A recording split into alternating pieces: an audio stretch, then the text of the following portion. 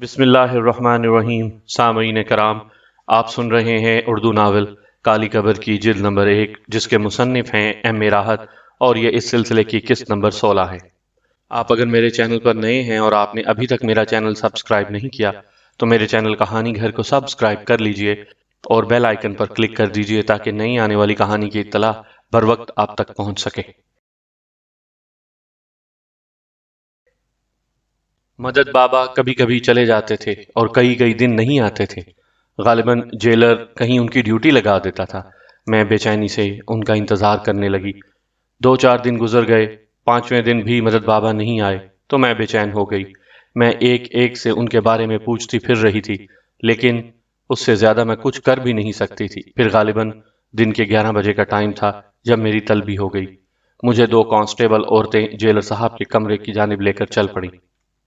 میرا دل خون کے آنسو رو رہا تھا، لیکن پھر میں نے فیصلہ کر لیا کہ جیلر صاحب کو مدد بابا کے متعلق تفصیل بتا دوں گی۔ شبیر احمد صاحب مجھے لینے ضرور آئیں گے۔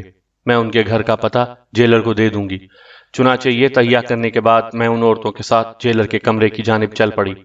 جیلر صاحب کے کمرے میں شبیر احمد صاحب موجود تھے، لیکن ایک طرف دیوار کے سہارے میں نے مدد بابا کو بھی کھڑے ہوئے دیکھا۔ ہاتھوں میں ایک گھڑی لیے ہوئے کھڑے تھے۔ میں اندر داخل ہوئی تو مجھے دیکھ کر چونکے۔ ارے بیٹی شیری، تم؟ میں مدد بابا کو دیکھ کر فرط مسرت سے دیوانی ہو گئی تھی۔ تیز تیز قدم اٹھاتی ہوئی ان کے پاس پہنچ گئی۔ انہوں نے محبت سے میرے سر پر ہاتھ پھیرا تھا۔ مدد بابا، آپ خیریت سے تو ہیں؟ آپ وہاں نظر نہیں آ رہے تھے۔ ہاں بیٹی، خیریت جسے کہا جاتا ہے اس حساب سے میں خیریت سے ہوں، لیکن میرے برے دنوں کا آغاز ہو گیا ہے۔ کیوں مدد بابا؟ میں نے سوال کیا۔ انہوں نے اپنے الفاظ میں مجھے آزادی دے دی ہے۔ میری سزا ختم ہو گئی ہے، لیکن باہر کی دنیا میں جینا میرے لیے سب سے بڑی سزا ہے۔ اب میں وہ سزا بھگتنے کے لیے جا رہا ہوں۔ آپ رہا ہو گئے مدد بابا؟ میں نے فرط مسرت سے جھومتے ہوئے کہا۔ یہی کہہ لو بیٹی، بس زندگی کی قید میں گرفتار ہوں۔ دیکھو اس سے رہائی کب ملتی ہے؟ شبیر احمد صاحب نے مجھے آواز دی۔ میں مدد بابا کی طرف دیکھتی ہوئی واپس پلٹی۔ جیلر نے مجھ سے رجسٹروں پر دستخط کروائے اور اس کے بعد بولا، آزادی کی مبارکباد دیتا ہوں۔ بہرحال ایسا ہوتا ہے، بے شمار لوگ بے گناہ گرفتار ہو جاتے ہیں اور قانون کچھ بھی نہیں کر پاتا۔ بہرحال، اور اس کے بعد اس نے مجھے جانے کی اجازت دے دی۔ میں نے مدد بابا کی طرف دیکھ کر کہا، آپ نہیں چل رہے مدد بابا؟ بس ہاں، یہ تو بڑی خوشی کی بات ہے بیٹی کہ تمہیں بھی آزادی مل گئی، مگر میری سمجھ میں کچھ نہیں آیا۔ مدد بابا، آپ ادھر آؤ، اس رجسٹر پر دستخط کرو۔ شبیر احمد صاحب، آپ انہیں لے جائیے، ہر جگہ کے کچھ آداب ہوتے ہیں۔ جیلر نے کہا اور شبیر احمد صاحب مجھے لے کر چل پڑے۔ میرے قدم کانپ رہے تھے۔ میری زبان شدت مسرت سے بند ہوتی جا رہی تھی۔ بمشکل تمام میں نے شبیر احمد صاحب سے کہا، شبیر احمد صاحب ذرا سا انتظار کیجئے۔ شبیر احمد صاحب کی کار جیل کے دروازے سے باہر کھڑی ہوئی تھی۔ پھر مجھے جیل کے بڑے دروازے سے باہر لے آئے۔ پھر بولے، کون ہیں یہ صاحب جن سے تم مل رہی تھیں؟ شبیر احمد صاحب، وہ آتے ہوں گے، ہم انہیں ساتھ لے کر جائیں گے۔ کیا مطلب؟ شبیر احمد صاحب، یہ بہت ضروری ہے، آپ براہ کرم اب مجھ سے کچھ مت پوچھئے۔ وہ آ جائیں گے تو ہم انہیں ساتھ چلنے پر مجبور کریں گے۔ شبیر احمد صاحب نے ایک لمحے کے لیے کچھ سوچا، پھر خاموش ہو گئے۔ ہمیں تھوڑی ہی دیر تک انتظار کرنا پڑا۔ شبیر احمد صاحب کی سفید کار کے ساتھ کمر لگائے کھڑی میں جیل کی ذیلی کھڑکی کی جانب دیکھ رہی تھی۔ پھر مدد بابا اس سے برآمد ہوئے۔ وہی گٹھری بغل میں دبائے ہوئے، ویران ویران چہرہ لیے وہ چند قدم آگے بڑھے۔ میں دوڑ کر ان کے پاس پہنچ گئی۔ میں آپ کا انتظار کر رہی تھی مدد بابا۔ انہوں نے چونک کر مجھے دیکھا اور پھر بولے، کیوں بیٹی، میرا انتظار کیوں کر رہی تھی؟ آپ کو بھی ساتھ چلنا ہے۔ کہاں؟ انہوں نے حیرانی سے پوچھا۔ جہاں میں جاؤں۔ ارے نہیں بیٹے، بری بات، ایسی بیکار باتیں نہیں کرتے۔ تمہیں پتا ہے نا کہ میں ایک سزا یافتہ مجرم ہوں۔ مجھے سب کچھ پتا ہے مدد بابا، آپ بس آئیے میرے ساتھ۔ میں نے ان کا ہاتھ پکڑتے ہوئے کہا اور مدد بابا نے بے بسی سے مجھے دیکھا، پھر بولے، چلو میں ان صاحب سے بات کرتا ہوں۔ پھر ہم دونوں شبیر احمد صاحب کے پاس آ گئے، جو ہمیں کھڑے ہوئے خاموشی سے دیکھ رہے تھے۔ وکیل صاحب، میں نے آپ کے بارے میں اندازہ آپ کے اس کالے کوٹ سے لگایا ہے۔ یہ بچی بڑی معصوم سی ہے۔ مجھے جیلر صاحب سے تمام تفصیلات معلوم ہو چکی ہیں۔ یہ نہ کردہ گناہوں کی سزا پا رہی تھی، لیکن اللہ تعالیٰ سب کا نگہبان ہوتا ہے۔ وہ اپنے معصوم بندوں کو تکلیف نہیں پہنچاتا۔ اگر وہ بے گناہ ہوں تو اور گناہوں کی سزا تو بھگتنی ہی پڑتی ہے۔ یہ تو بڑی اچھی بات ہے کہ گناہوں کی سزا اس دنیا میں بھگت لی جائے۔ میں بھی ان لوگوں میں سے ہوں، یہ بچی مجھے کہاں لے جانے کی ضد کر رہی ہے؟ آپ آ جائیے محترم بزرگ، کوئی حرج نہیں، کسی کا دل رکھ لینا بھی بڑی بات ہے۔ وہ تو ٹھیک ہے وکیل صاحب، لیکن آپ جانتے ہیں کہ ایک سزا یافتہ مجرم کی زندگی دوسروں کے لیے تکلیف دہ ہوتی ہے۔ آپ تھوڑی دیر کے لیے چلیے، اس کے بعد ظاہر ہے کون آپ کو روک سکتا ہے۔ شبیر احمد صاحب کچھ ضرورت سے زیادہ ہی نفیس انسان تھے، انہوں نے میری بات مان لی تھی، اور اس کے بعد میں مدد بابا کے ساتھ کار کی پچھلی سیٹ پر بیٹھ گئی اور شبیر احمد نے اسٹیئرنگ سنبھال لیا۔ حالانکہ یہ ایک غیر مناسب بات تھی، بہرحال وہ ہمارے وکیل تھے، از راہ انسانیت اگر انہوں نے امی کو اپنے پاس رکھا ہوا تھا تو یہ کوئی ایسی بات نہیں تھی، لیکن کسی اور کا ان کے ساتھ جانا ذرا عجیب تھا۔ لیکن یہ تو میں ہی جانتی تھی کہ وہ میرے ابو ہیں، میں جانتی تھی کہ ابو کو فوراً حقیقت سے آگاہ کر دوں، مگر میں تھوڑا سا صبر کر لینا چاہتی تھی۔ میں جانتی تھی کہ ابو کو جب اس حقیقت کا علم ہوگا کہ میں ان کی بیٹی ہوں اور رحمانہ زندہ سلامت ایسی جگہ موجود ہیں جہاں وہ مل سکتی ہیں، تو بڑی دردناک کیفیت ہوگی۔ بہرحال ان لمحوں کو برداشت کر کے میں ان دونوں کا سامنا کرانا چاہتی تھی۔ یہ تو بڑے سنسنی خیز لمحات تھے۔ میں خود جس عجیب کیفیت کا شکار تھی اس کے بارے میں الفاظ میں بیان نہیں کر سکتی، تو مدد بابا کو اگر میں ابھی سے بتا دیتی تو ساری باتیں بڑی مشکل ہو جاتی۔ بہرحال تھوڑی دیر کے بعد شبیر احمد کی کار ایک خوبصورت سے بنگلے کے باہر رکی اور پھر اندر داخل ہو گئی۔ انہوں نے ہم دونوں کو اترنے کے لیے کہا اور پھر ہم دونوں کو لے کر اندر چلے گئے۔ مدد بابا کو انہوں نے ڈرائنگ روم میں بٹھایا تھا۔ میں نے اس سلسلے میں کوئی ضد نہیں کی، پہلے امی کو ذہنی طور پر تیار کرنا تھا۔ شبیر احمد کے ساتھ میں اندر داخل ہوئی۔ ایک کمرے میں امی موجود تھیں، انہیں ابھی تک میرے آنے کی خبر نہیں ملی تھی۔ میں کمرے میں پہنچی تو وہ حیران ہو کر کھڑی ہو گئیں، اور اس کے بعد وہ مجھ سے لپٹ کر بلک بلک کر روئیں، تو اس طرح روئیں کہ انسانوں کے کلیجے پھٹ جائیں۔ وکیل صاحب تو باہر نکل گئے تھے، غالباً ان سے یہ برداشت نہیں ہو رہا تھا۔ امی مجھ سے لپٹی رہیں اور رو رو کر ہلکان ہو گئیں۔ میں نے بھی انہیں اپنے سینے سے خوب لپٹایا تھا۔ اتنے دن جو کیفیت ہم ماں بیٹیوں میں گزری تھی، اللہ ہی اسے بہتر جانتا ہے۔ امی مجھ سے رو رو کر کہنے لگیں، میری بچی، یہ دن بھی تیری تقدیر میں لکھا تھا کہ تو جیل جائے۔ ہائے کیا کیا نہ ہوا تیرے ساتھ۔ امی خود کو سنبھالیے، اللہ کا کوئی کام مصلحت سے خالی نہیں ہوتا۔ میں جیل جا کر اتنی خوش ہوں کہ میں آپ سے بیان نہیں کر سکتی۔ میرے الفاظ پر امی نے حیران ہو کر مجھے دیکھا، رو رو کر ان کی آنکھیں سوج گئی تھی۔ کیا کہہ رہی ہے تو؟ ہاں امی، جیل جا کر میں جتنی خوش ہوں آپ کو بتا نہیں سکتی۔ تیری بات تو میری سمجھ میں نہیں آ رہی، جیل بھی کوئی ایسی جگہ ہے جہاں جا کر خوشی ہو؟ ہاں امی جان، جیل میں جا کر کچھ ایسا ہوا کہ آپ یقین نہیں کریں گی۔ کیا ہوا؟ امی مجھے وہاں ابو ملے۔ کیا؟ امی پر ایک بار پھر حیرت کا حملہ ہوا۔ ہاں امی، مجھے ابو مل گئے۔ امی، میرے ابو مجھے مل گئے، یوں سمجھ لیجئے کہ ساری دنیا کی مصیبتیں اٹھانے کے بعد بھی اگر مجھے میرے ابو ملتے تو میں ان مصیبتوں کو خاطر میں نہ لاتی۔ کہاں ہیں وہ کیسے ہیں؟ وہ زندہ ہیں وہ؟ امی وہ بالکل ٹھیک ہیں، مجھے نہیں پہچانتے وہ، میں انہیں مدد بابا کہہ کر مخاطب کرتی ہوں۔ مگر ہیں کہاں؟ آئیے میرے ساتھ۔ کہاں؟ آئیے نا۔ میں امی کا ہاتھ پکڑ کر کمرے سے باہر نکل آئی۔ امی شاید حیران تھیں، شاید انہیں میری دماغی حالت پر بھی شبہ ہو رہا تھا، لیکن مجھ سے زیادہ خوش اور کون ہو سکتا تھا؟ مدد بابا ابو شبیر احمد کے ساتھ بیٹھے باتیں کر رہے تھے، اور ان کے وہم و گمان میں بھی نہیں تھا کہ ابھی چند لمحات میں کیا ہونے والا ہے۔ امی نے ابو کو دیکھا اور ابو نے امی کو۔ مجھے تو وہ بے شک نہیں پہچان سکے تھے، لیکن امی کو ایک لمحے کے اندر پہچان گئے اور اپنی جگہ سے اٹھ کھڑے ہوئے۔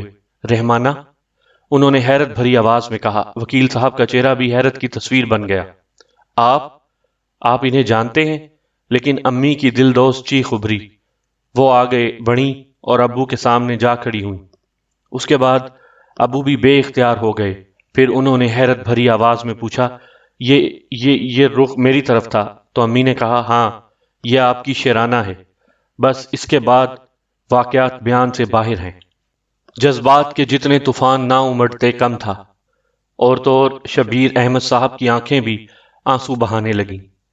وہ اپنے اہل خانہ کے ہمراہ یہاں تھے، سب اس طرح خوش ہوئے جیسے کسی بچھڑے ہوئے خاندان سے ملے ہوں۔ بہت ہی اعلیٰ ظرف انسان تھے، کہنے کو تو انہیں صرف ایک سرکاری وکیل کے طور پر مقرر کیا گیا تھا، لیکن جو شخص اللہ کو پہچانتا ہو وہ لوگ دوسروں کی خوشیوں میں خوش رہتے ہیں۔ شبیر احمد صاحب اس طرح خوشیاں منا رہے تھے جیسے خود ان کے گھر کا کوئی مسئلہ نمٹ گیا ہو۔ پھر اس کے بعد انہوں نے ہماری بھرپور مدد کی۔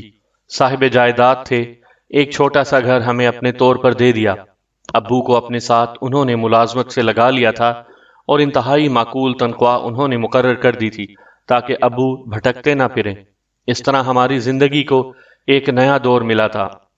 لیکن کوئی 3-4 مہینے کی بعد کی بات ہے، ہم اپنے گھر میں مطمئن اور مصروف تھے۔ جو دال روٹی اللہ دے رہا تھا وہ کھا رہے تھے کہ ایک رات 12 بجے کا وقت تھا، اچانک ہی عجیب سی آوازیں گھر میں ابھریں۔ ہم حیران رہ گئے۔ میں امی کے پاس بیٹھی باتیں کر رہی تھی، ابو بھی سامنے ہی موجود تھے اور بس سونے کے لیے اٹھنا ہی چاہتے تھے کہ کوئی اندر داخل ہوا۔ ہم سب اسے دیکھ کر دہشت زدہ ہو گئے تھے۔ ایک بزرگ صورت انسان، اور امی نے فوراً ہی پہچان لیا۔ یہ اسی مسجد کے مؤذن تھے، ہمیں ویرانے میں ملے تھے اور انہوں نے حجرے میں ہماری امداد کی تھی۔ مجھے فوراً ہی شوبان یاد آ گیا۔ ابو نے کسی قدر سخت لہجے میں کہا، محترم، آپ بغیر اجازت اندر کیسے آئے؟ میں ایک مشکل میں گرفتار ہوں جناب، اصل میں شوبان۔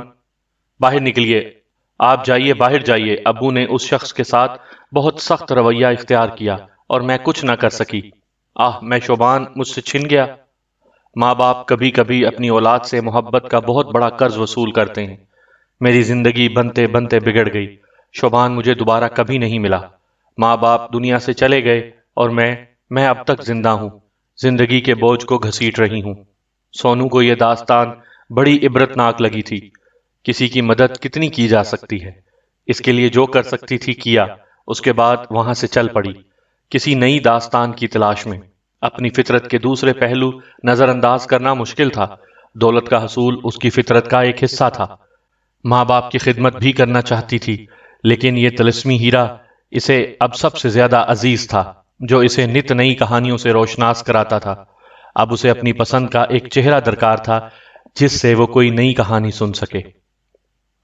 نئی کہانی سر بفلک پہاڑوں کے دامن میں آباد پہاڑ زادوں کی تھی۔ اس سرسبز کائنات میں انسان مختلف قبیلوں کی شکل میں اپنی اپنی روایتوں کے ساتھ آباد ہیں۔ ازل سے آج تک وہ اپنی فطرت میں کوئی تبدیل نہیں کر سکے۔ محبت، جرم، حسد اور لالچ، یہ اس کی فطرت کے اجزاء ہیں۔ جب داستان کو منتخب کیا، وہ انہی پہاڑ زادوں کی انوکھی داستان تھی۔ تا حد نظر بکھری ہوئی برف پوش پہاڑیوں اور میدانوں کے درمیان 15,000 افراد کی آبادی نظام پور کہلاتی تھی۔ چھوٹی چھوٹی صنعتوں، کھیتی باڑی اور ایک چھوٹے سے بازار سے زندگی کی ضرورتیں پوری کرنے والے لوگ یہاں آباد تھے، اور آبادیوں میں مسائل ضرور ہوتے تھے۔ کسی آبادی کو مسائل سے دور کی جگہ کہنا دروغ گوئی ہے، چنانچہ یہاں بھی سب کچھ تھا۔ غربت و افلاس، تونگری، نیکیاں، برائیاں، مذہب، لا دینیت، قانون، لا قانونیت، مختلف مزاج، مختلف عادات، ہر طرح کے لوگ یہاں آباد تھے۔ لیکن اس وقت موسم نے ان سب کے مسائل یکجا کر دیے تھے۔ سردی، صرف سردی۔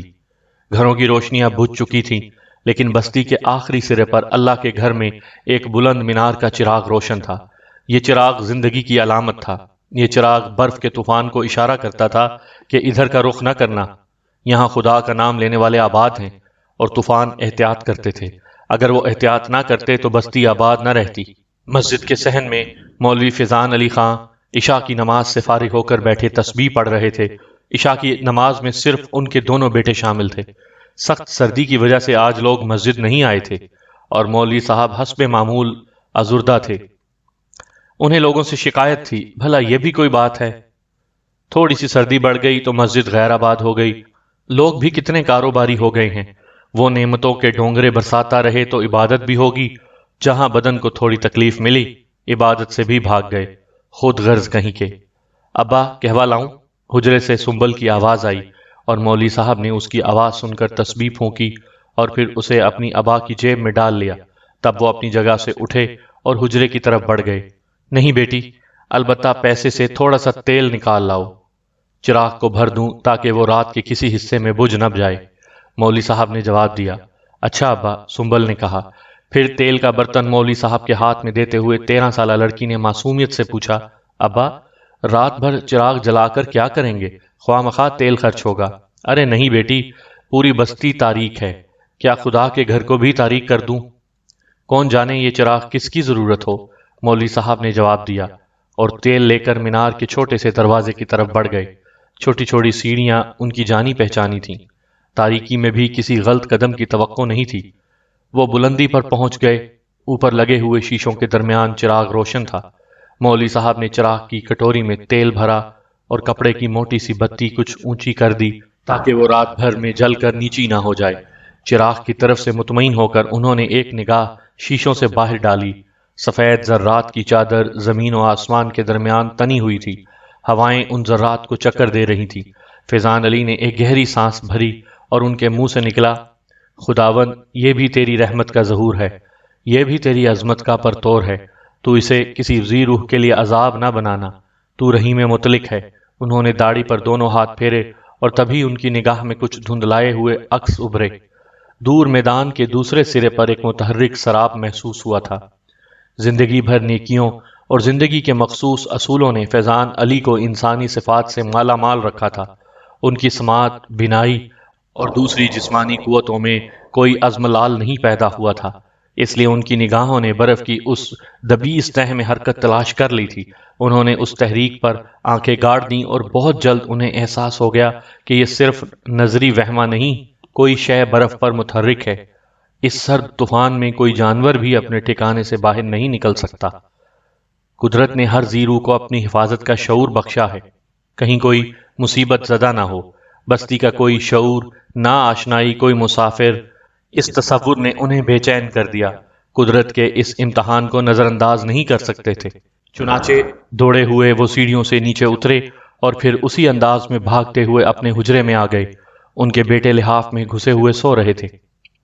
سامعین کرام، آپ یہ کہانی میرے چینل کہانی گھر پر سن رہے ہیں، اور آپ نے اگر ابھی تک میرا چینل سبسکرائب نہیں کیا تو میرے چینل کو ابھی سبسکرائب کر لیجئے اور بیل آئیکن پر بھی کلک کر دیجئے تاکہ نئی آنے والی کہانی کی اطلاع بر وقت آپ تک پہنچ سکے۔ کاشف، آصف، ذرا اٹھو میرے بچوں، جلدی اٹھو، خدائے عظیم نے ہم سے زندگی کا قرض طلب کیا ہے، کیا تم اس فرض کی ادائیگی میں غفلت برتو گے؟ جلدی اٹھو، برف کے میدانوں میں کوئی طوفان کا شکار ہو گیا ہے۔ میں احسان مند ہوں اپنے خدا کا کہ اس نے یہ کار خضر ہمیں بخشا ہے، آؤ اس کی مدد کریں۔ شاباش، جلدی سے تیار ہو جاؤ، اور ہاں، اپنا لحاف ساتھ لے لینا۔ سنبل بیٹی، ذرا جلدی سے لالٹین جلا دو، میں فرغل پہن لوں، اور ہاں، قہوہ چولہے پر رکھ دینا، خدا کی رحمت گھر میں آ رہی ہے۔ تینوں باپ بیٹے مسجد سے باہر نکلے اور پھر دوڑنے کے سے انداز میں چل پڑے۔ ہواؤں کا شور اور سردی کی قیامت نے ان کے اعضاء شل کر دیے تھے، لیکن ایک جذبہ ان کی روح میں سفر کر رہا تھا، اور جذبے ہر موسم کی شدت سے ناآشنا ہوتے ہیں، وہ کسی شے کو خاطر میں نہیں لاتے۔ کیا ہم صحیح سمت سفر کر رہے ہیں بابا؟ آصف نے پوچھا۔ ہاں، مجھے یقین ہے، جلدی چلو، میں پیچھے رہ جاؤں تو فکر مت کرنا، خدا نے تمہیں اسی لیے جوان کیا ہے کہ تم تیز چلو۔ بے خانمہ خاندان 3 افراد اور 2 خچروں پر مشتمل تھا۔ 18-19 سال کا ایک جوان، 40-45 سال کا ایک شخص، اور سردی سے ٹھٹھرے ہوئے ایک خچر کی پشت پر چادر میں لپٹی ہوئی ایک عورت۔ دوسرے خچر پر ان لوگوں کے سامان کا انبار تھا۔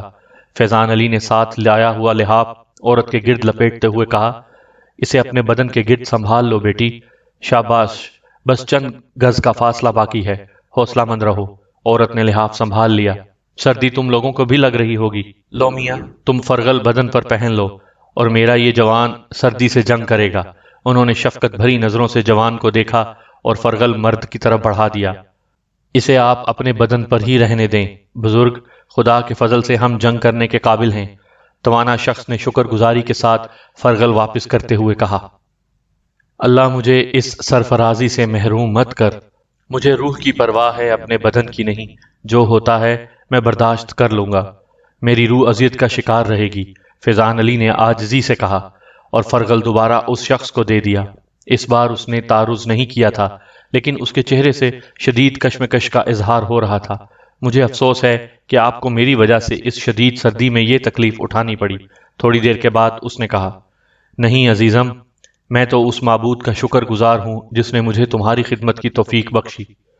زندگی کیا شے ہے، اس پر غور کیا ہے؟ ہم سب مانند حباب ہیں، ابھرتے ہیں، ڈوب جاتے ہیں۔ اگر ان ناتواں بلبلوں کو قدرت کسی کی امداد کرنے کی توانائی بخش دے تو انہیں اپنی تقدیر پر ناز کرنا چاہیے۔ فیضان علی نے کہا، اور وہ شخص خاموش ہو گیا۔ اس کے توانا بدن میں لرزش پیدا ہو گئی۔ پہلی بار اسے سردی کا احساس ہوا تھا، نہ جانے کیوں۔ مولوی صاحب کے دونوں بیٹے خچروں کو مسجد کی پشت پر لے گئے، جہاں انہیں باندھنے کے لیے ایک محفوظ جگہ موجود تھی۔ خچر پر لدا ہوا سامان اتنا وزنی تھا کہ تینوں جوانوں نے مل کر اسے نیچے اتارا اور پھر اسے حجرے کے اندر لے گئے۔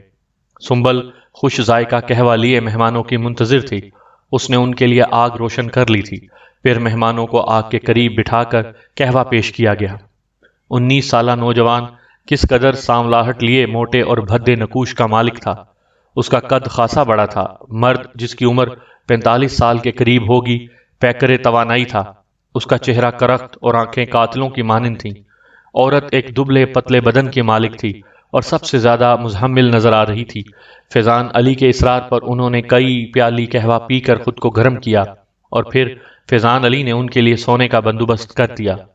انہوں نے اپنا سب کچھ مہمانوں کو دے دیا تھا اور قوی ہیکل شخص عجیب سی نگاہوں سے اس کاروائی کو دیکھ رہا تھا۔ بس اب تم لوگ آرام کرو، صبح گفتگو ہوگی، مولوی صاحب نے کہا۔ آپ لوگ کہاں جائیں گے؟ مرد نے پوچھا۔ باہر مسجد میں خدا کا گھر بڑا وسیع ہے، لیکن باہر سردی شدید ہے۔ عبادت الہی میں یہی تو سب سے بڑی خوبی ہے کہ وہ ہر احساس سے بے نیاز کر دیتی ہے۔ ہم شکرانے کے نوافل پڑھیں گے کہ اس نے ہمیں مہمانوں کی نعمت سے نوازا، فیضان علی نے مسکراتے ہوئے کہا، اور قوی ہیکل مرد فیضان علی کو دیکھتا رہ گیا۔ آؤ بچو، خدائے بزرگ و برتر کے آگے سر جھکائیں۔ سنبل، آصف اور کاشف اپنی گرم کمین گاہ چھوڑ کر باہر نکل گئے اور تینوں نووارد حیرانی سے خالی دروازے کو دیکھتے رہ گئے۔ پھر نوجوان لڑکے نے نگاہیں گھما کر باپ کو دیکھا اور قوی ہیکل شخص کی آنکھیں جھک گئیں۔ تب نوجوان کے ہونٹوں پر معنی خیز مسکراہٹ پھیل گئی اور وہ ایک قدم آگے بڑھ کر مرد کے سامنے پہنچ گیا۔ میرا باپ تجربے کار ہے، اس نے دنیا کے لاکھوں رنگ دیکھے ہیں، اور میرے باپ سے معتبر شخصیت دوسری نہیں ہے۔ میں ان عجوبوں کے بارے میں جاننا چاہتا ہوں، مجھے ان کے بارے میں بتاؤ بابا۔ مجھے پریشان مت کرو ندیم، مرد نے رخ بدل لیا۔ اس کا بدن ہولے ہولے کانپ رہا تھا۔ میرے بابا کو شدید سردی لگ رہی ہے شاید، میں اس کے کانپتے بدن کو دیکھ رہا ہوں۔ اوہ، یہ گرم لحاف موجود ہے، یہاں بیٹھ جاؤ بابا، میں تمہارے بدن کے گرد لحاف لپیٹ دوں گا، نوجوان نے کہا اور مرد کا بازو پکڑ لیا۔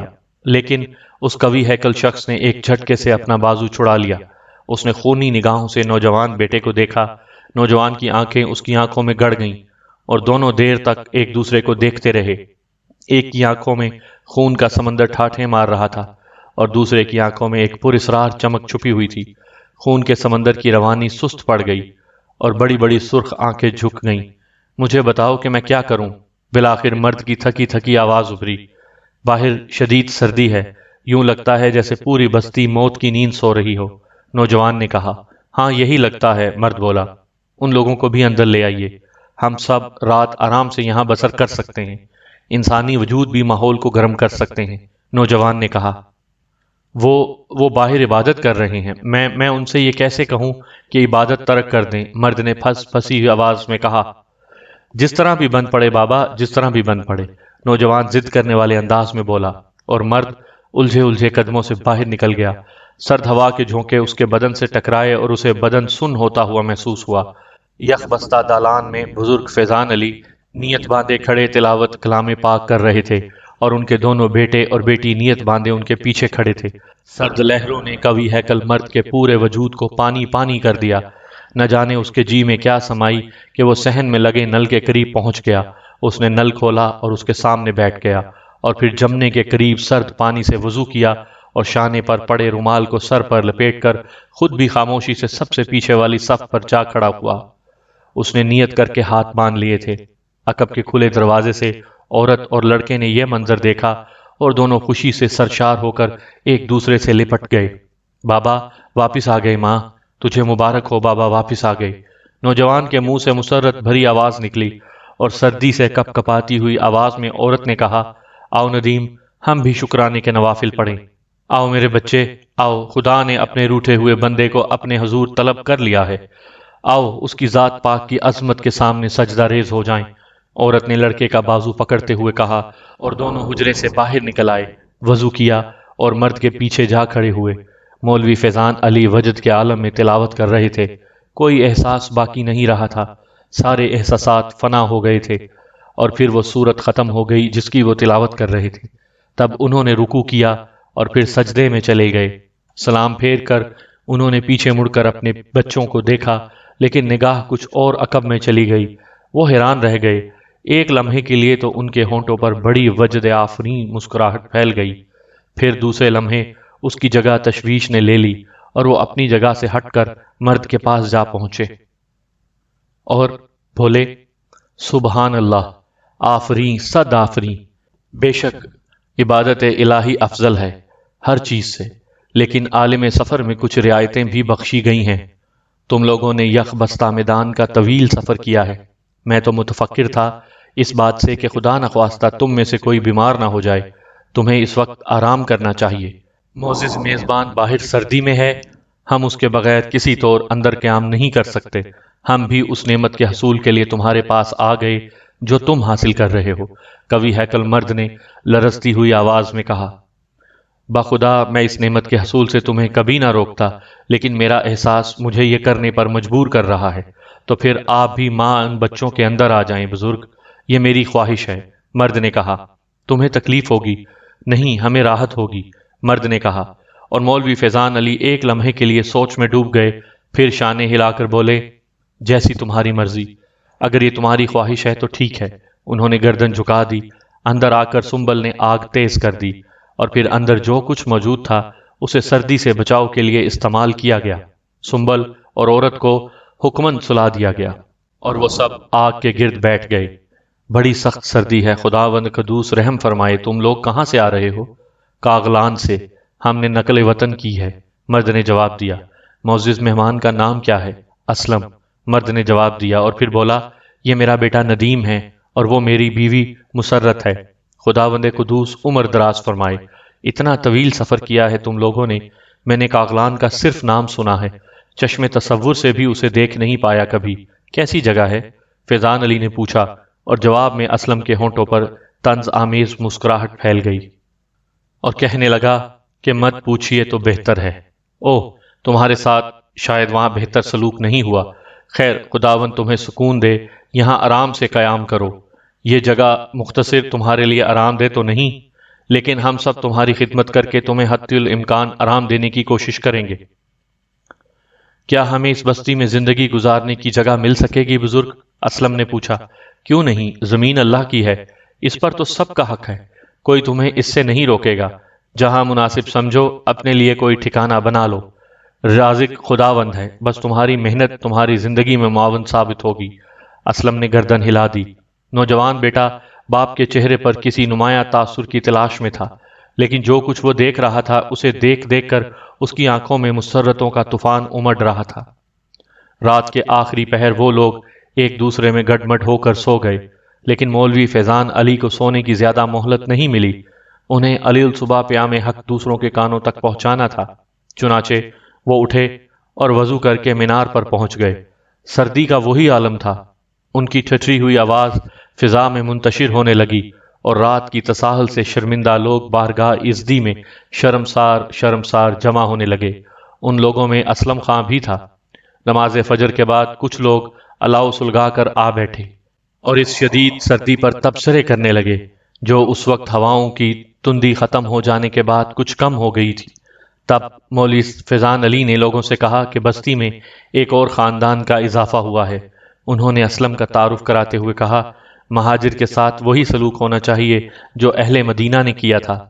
چند خدا ترس لوگوں نے اسلم سے پوچھا کہ وہ کیا چاہتا ہے۔ ایک چھوٹا سا قطعہ زمین جہاں میں اپنے رہنے کی جگہ بنا سکوں، اس کے بعد میں اپنے لیے روزی کا انتظام خود کروں گا۔ زمین قیمتاً مل سکتی ہے، لیکن اگر تمہارے پاس کچھ رقم نہیں ہے تو پھر ہم سب مل کر کوشش کریں گے کہ زمین کی قیمت مہیا کر دیں۔ لوگوں نے کہا، نہیں بھائیو، زمین کی قیمت میں خود ادا کروں گا، بس میں آپ لوگوں سے اچھا سا تعاون چاہتا ہوں۔ اس بستی میں ہر طرح کے لوگ موجود ہیں، اچھے، برے، نیک، نفیس، جرائم پیشہ، موجودہ زمانے کے اثرات کے شکار اور جدیدیت سے نفرت کرنے والے، لیکن جو تمہارے نزدیک ہیں وہ تم سے ہر طرح کا تعاون کریں گے۔